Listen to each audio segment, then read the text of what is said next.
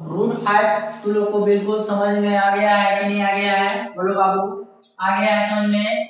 अब देखो तुम लोग को बोले थे रूट 3, रूट 2, रूट 7, रूट 5 तो बता दिए हैं।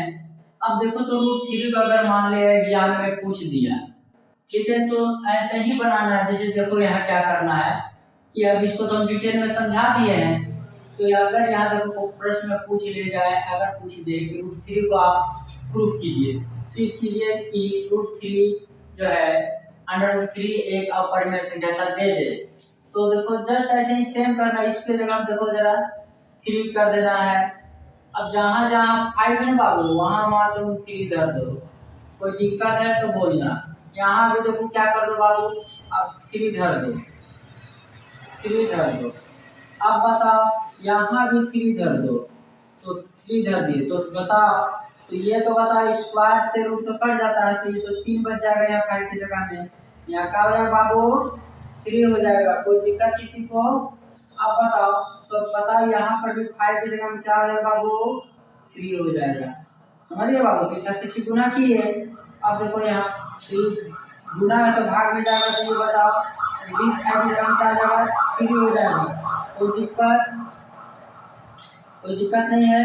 तो बाबू ये भी बताओ कि ए स्क्वायर जो है तो 3 से विभाज्य है, तो बताओ ए भी फिर क्या से होगा, ए भी 3 से विभाज्य होगा।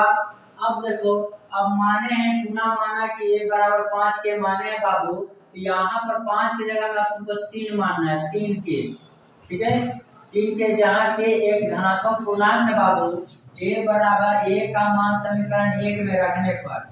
तो अब बताओ यहाँ, तो यहाँ पर समीकरण जो तुम्हारा 1 था ये है, तो यहाँ पर क्या होगा, 5 की जगह में 3 होगा, तो यहाँ पर इक्वेशन ये था, ये लिख दिए।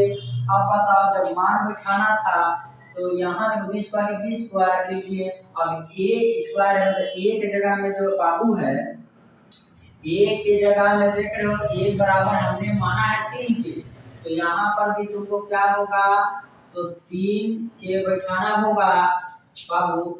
और यहाँ तो तुम्हारा 5 नहीं है, यहाँ 5 की जगह में 3 हो जाएगा, 3 हो जाएगा। अब बताओ बाबू, जहाँ 5 का गुना 3 कर दिए हैं, कोई दिक्कत है तो बोलो। अब बताओ इसको 3 का स्क्वायर करेंगे बउआ, तो यहाँ पर जो हो जाएगा 3 का स्क्वायर 9 हो जाता है, तो 9 के स्क्वायर हो जाएगा।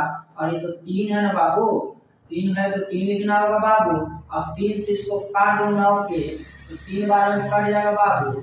तो अब बताओ ये क्या बचा, तो 3 3 कर 9, 3 का पारा 9 कटा 3 बार में, तो ये क्या हो गया, 3 आया ना बाबू, तो 3 लिखना होगा बाबू। अब बताओ 3 हुआ, तो इधर गुना में है तो कट जाएगा, बराबर कटे तो भाग में हो जाएगा, पहले इसको इधर कर देते हैं, 3 लिख लेते हैं।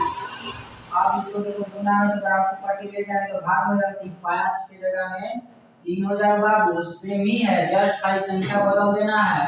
और ये भी क्या होगा, 5 की जगह में क्या होगा, मतलब ये बी स्क्वायर 3 से विभाज्य है, तो बी भी क्या होगा, 3 से विभाज्य होगा। तो बताओ कि अब देखो तो जरा, ए स्क्वायर भी 3 से विभाज्य है और बी स्क्वायर भी 3 से विभाज्य है। तो हम तुमको बताए थे कि अभाज्य संख्या जो होता है, जो कि केवल अपने से केवल कटेगा, चाहे तो 1 से कटेगा, लेकिन किसी संख्या से नहीं कटना चाहिए, दूसरी संख्या से। लेकिन यहाँ तो देख रहे हैं कि ए स्क्वायर ए भी कट रहा है 5 से और बी भी कट रहा है दूसरी संख्या से, तो ये तो बताओ तो अभाज्य नहीं हुआ, इसीलिए अभाज्य नहीं हुआ।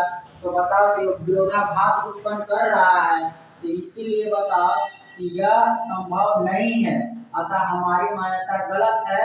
और इसलिए जो लिखोगे √3 एक अपरिमेय संख्या, बस √5, √3, √2 इस सब जितना है सब सेम क्वेश्चन, ये वो सीख गया, सब सीख गया। कोई अगर दिक्कत है किसी को तो बोलो बउआ, कोई दिक्कत?